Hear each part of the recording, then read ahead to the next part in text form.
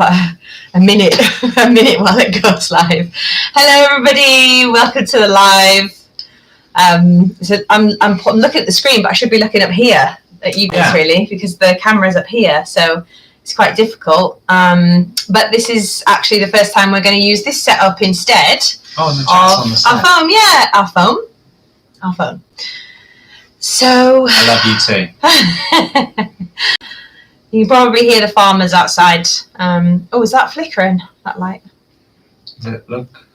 Maybe because it's plugged into that extension. Let me plug it in.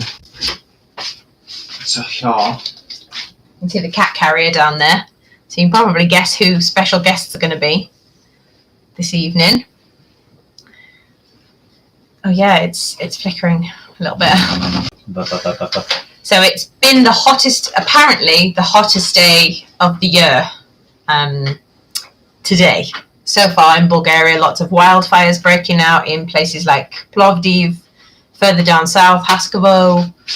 It's been about 40 degrees here today. But it's kind of okay because the kids and I just were hanging about at the pool. But obviously you were doing a lot. Doing tiling. Doing a lot of things that you shouldn't be doing. Thank you. In this heat, you mean? Yeah, in this heat, yeah. That's what I mean. Yeah. So yeah, it's quite warm at the moment. I love our channel too. You can probably tell we're both really tired. The reason we're doing a live video this evening is because I don't want to release a video with the shower half finished. It's still not quite there because we've run into a few issues such as the tile cutter just being rubbish, basically not cutting very well, and I don't want to rush just like getting through it and then at the end being like, oh brilliant, I got it done for the weekend, but I'm not happy with the result. You know, we try so hard to get stuff done for the weekend, and try to get things edited in time so that we can release it early for the Patreons as well. And sometimes we just have to be serious, and be like, this is also our life. We do want it to be nice, so we don't want to rush things. It's just one of those things, really. But you're going to love it. I mean, it looks so nice, and you've got the tiles kind of up to the ceiling now, haven't you? And on one section, it's funny because the tile cutter has packed in right as I need to make really crucial cuts. And I'm like, I could use the angle grinder, but it's just not as clean a cut that I need.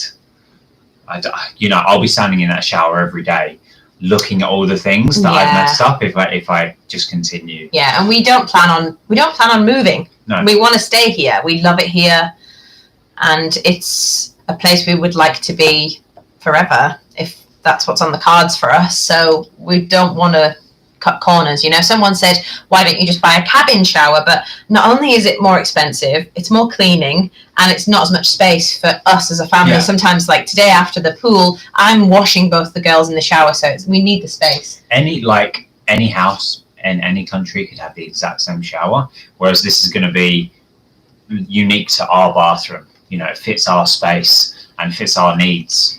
Yeah, absolutely. Ron L 1963 said, how are the girls doing in the heat? All they want to do is swim all day long. If they could, they literally get up and I'm like, what do you want for breakfast? And Cece's like, can we go swimming? And I'm like, should we get dressed and eat some food and brush our teeth first? So we've got air conditioning. We're so lucky to have air conditioning. So they're not being affected by the heat. We just have to stay indoors a little bit more than we normally would. I don't know if he's in here right now. You've probably heard some scuttling about because we've got one of these. And we don't just have one, we have two. They were at the side of the road. What is that? He has the craziest eyes. We had two of these guys at the side of the road. And we tried to capture the mother as well, but she managed to get away. So Anthony wants to call him Chit. Oh, hey, Nove. No. Yeah, Nove, we're gonna... He's called. Oh, he's called Chit. Nove, you're gonna go out now, sweetheart. Where is she? Can you take her out, please? Yeah. I was just explaining that we don't really let the kids, even with the Channel 4. Yeah. Even with so the kids are getting to an age now where they're really excited by the videos and everything.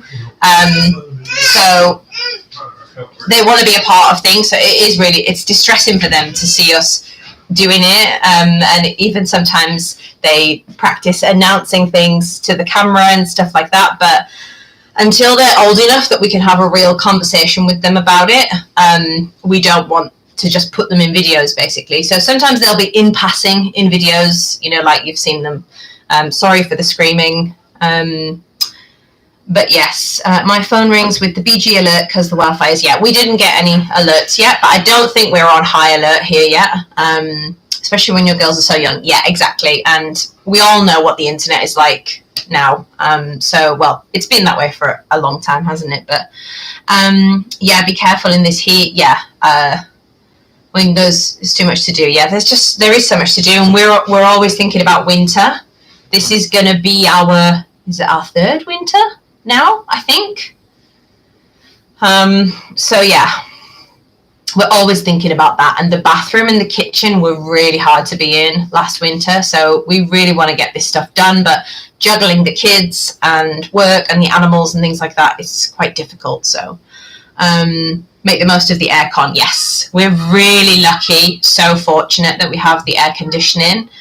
Why not have an outdoor shower rig up? Because, I mean, there's not really any point in us putting effort into that right now until we have finished the indoor shower. The indoor shower is the most important thing for us to get done, because not only for the winter, but also the water from that shower is just going into the floor at the minute.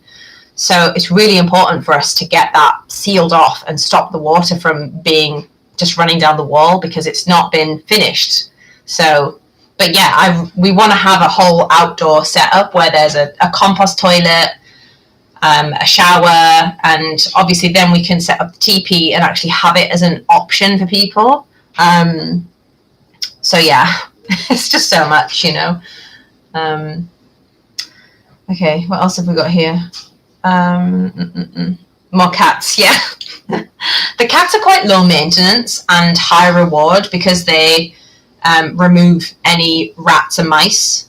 And because we're really rural, we don't have any adjoining neighbours or even land that's used apart from across the river. We do get quite a lot of creatures trying to get in the house, so they're great as a deterrent. How are you all dealing with the heat wave in Bulgaria? Honestly, I'm fine with it, and I think so is Anthony. We have both travelled quite a lot, and I've lived in Spain as well, so it's not that we're not used to it, to be honest. And yeah, you just have to be careful, don't you? The way you live now is how I grew up. Yeah, I think everybody would live this way if they could. Oh my goodness. The kids are being real, they're being real difficult tonight. But like I said, like the heat, it creeps up on you. And I think some days we've all found it difficult, at points. But for the most part, we know what to do. We know to stay hydrated. We know to stay rested. And yeah. How could you not rescue 2 kittens off the side of the road? Do you manage to grow enough vegetables to sustain yourselves? Not yet, no. And I've been quite disappointed this year with everything, but I need more space to grow seedlings. I was doing them in here in the greenhouse, but because this is the hottest room in the house, but it's just not enough space. I need a greenhouse or an orangery. Orangeria is what I need, really, like an outdoor kind of polytunnel or something like that. That's what I need for next year, because I planted stuff and I was in the cycle of it, but then things died off and I couldn't quite get back on top of things. And But the tomato crop is doing really well, especially in the heat. I'm following the farmers across the road. Whenever they water, I water. So yeah, I think I can hear Anthony coming back now. I'm so sorry. This is real life, you know, and I suppose it's why we don't do lives as much as well, because it's a bit of a strain for us. You know, I was just saying about I'm really sorry for that. I thought she didn't have any bottoms on. That's why I reacted like that. Yeah. She did have bottoms on, but I just couldn't see them under her t-shirt, and I panicked. Yeah. But they've got shorts on now, and they are watching the projector and eating bananas with that new. Oh, look, there's a kitten. Yeah. The temperature right now, what's the temperature right now? Is saying 34 right now. Calm down a bit. So, yeah. I don't apologise for all invading your house.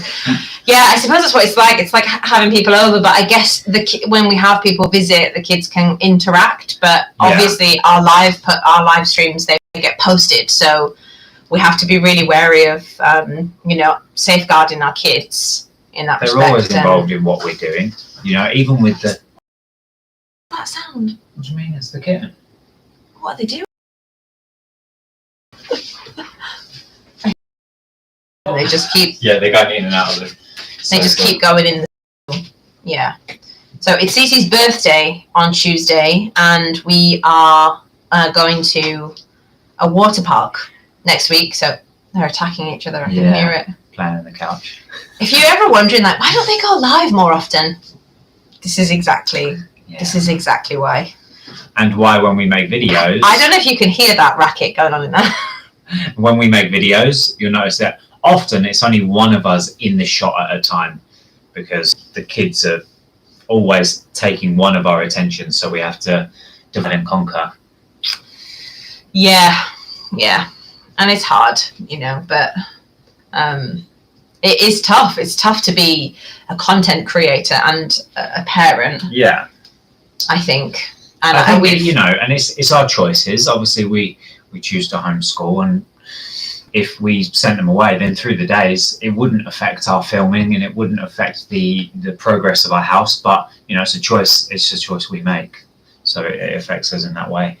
Hello from France. Can't wait to get our place over there creeping ever closer. Yeah, I know what it was like. I was watching all the videos of all the YouTubers and things like this. Just obsessing over, over every video. Yeah, it'll happen soon, and it'll be amazing. 22 in Wigan. Oh, that's nice. Anywhere below, anywhere below. But the thing is, in England, is the heat feels different, I think. Yeah. Because you can't escape it, and our houses and our shops are just really not built for it. Yeah. No. So. I remember working at the Orchards in the bar, and their air conditioning being broken. It's a holiday park. Yeah. Yeah. Haven. Yes, yeah. And just dying indoors, and all the managers having one office that had air conditioning. Yeah, 33 degrees in the house. I don't know what it is inside our house. We have the air conditioning set to 16. So it's probably like. But I swear it doesn't. Yeah, it doesn't make the room. Down. Yeah, it doesn't make the room 16 degrees. Can you please talk about visas for a bit? Oh, it's been our life for like 2 years. Right. Are you ready? All right. Visas. If you are English, oh gosh, right. If you're European, we'll talk about visas for if you're European. Yeah, you don't need one. You don't need one. But the thing is, for English people, there's only a couple of options. I posted a video I'll post it onto YouTube for you. I posted a video today about this because there's a lot of people getting visas, and they are not legitimate. Ourselves included at the beginning, because we were completely scammed by somebody who was selling a process to something that we just had to trust in. So what happens is you end up paying a person for a package of, they're going to do the paperwork for you, and you just give your documents and it all gets taken care of, but you don't have a clue about what's going on. Avoid that. at all costs and go through an immigration lawyer. The Visa D has a few different categories, and I think there might even be something in the region of about 10 different categories, actually, because there's the freelancer, there's the investment visa, there's the reunification Visa D, there is the trade representative visa, there is the pension visa. So that's 5, at least, in the Visa D category. And most people our age are doing the Visa D trade representative if you have a company in England that turns over 44,000 euros every 2 years previously. Now that's gone up again, I think. And it has to be a limited company, and it has to have been open for at least 2 years, I think. But all of this is just me regurgitating what I know. The best thing to do is to go to visaforbulgaria.com. Have a limited company that turns over enough money every year. Oh, can you go and... Yeah. Do you want me to go? No, you're okay with me to the visa thing. If you have a limited company that turns over the right amount of money every year and can prove it, and is then going to put money through a Bulgarian trade office, then it's okay. And many people do that, including that's what we have done for the last portion this year. No, the British need Visa D. So yes, you can get a trade representative Visa D, but the other thing is that you can't work unless it's within the capacity of that company. So if you own, for example, an English language business in the UK, and you are operating as an English language teacher and reaching out to clients here, then that's within the realm of what you're supposed to do. But if you have an English language company and you are out here doing renovations on people's houses, for example, that's against your visa, and it could have your visa cancelled. Obviously, there's nobody out there hunting for people with fraudulent visas. I don't know if you've been on social media lately, but there's been a couple who has been found to be ripping people off, who also have fraudulent visas and criminal records and everything. It's a bit of a mess here, to be honest, and so that's why they've made it more strict. And it's perfect timing for Anthony to have gotten his Irish citizenship because that makes everything so easy. We just arrive at the immigration office and we just fill in some paperwork. We pay a few small fees and it's done. It's nothing like what we've had to go through the last couple of years, which has just been absolute hell. Which is why I send everyone to Tanya, who's the immigration lawyer, because she's just the best. She knows everything about the laws here. She knows the paperwork inside out. She knows all the different visa options. She has lots of contacts and she's a lawyer, so why not go through the embassy directly? All the paperwork you need is listed on their website. I'm worried a lawyer will overcharge to do something I can do here. Well, if you speak Bulgarian fluently, and you are aware of all of the... Yes, because so when I found out that what was being done to us was fraudulent, I had to do a deep dive to try and find out what was wrong and to try and rectify it. So I would never... Yeah, and Tanya is great.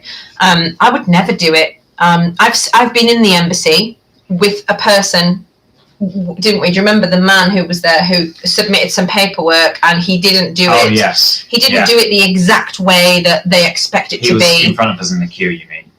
Yeah. Yeah. He was in front of... What did I say?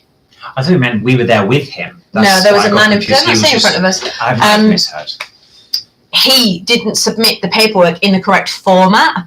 And there's so many little things like that it's just easier to, because then you may waste a trip, then there's that money on top of everything else. It's just, it's unnecessary. What, can you go and... I gave them banana with that new chocolate spread. Okay, all right. Enjoying it. You know they're going to just start screaming more. Just make it for her, though. Oh, I feel like we had a live stream like this where we were like, just give them a bit of chocolate. Just give them a bit of chocolate. Do whatever you got to keep them occupied. Did your sister want to cheat? Yes. So, yeah, you can. But given what I've seen of people trying to do it on their own, it's not worth it. There's a lot of hoops you've got to jump through, and it's very stressful. In the embassy, it's appointment only. You can't just turn up. You have to email them and arrange an appointment if you don't have all the correct things. They are really helpful, especially if you speak some Bulgarian. But if you speak no Bulgarian, I wouldn't do it.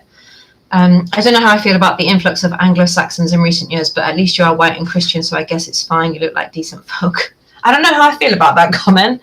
I don't know how I feel about the influx of English people to here, to be honest. I have quite a lot of guilt at being here because there should be a Bulgarian family living here, but then you have to think about the perspective of me being in England.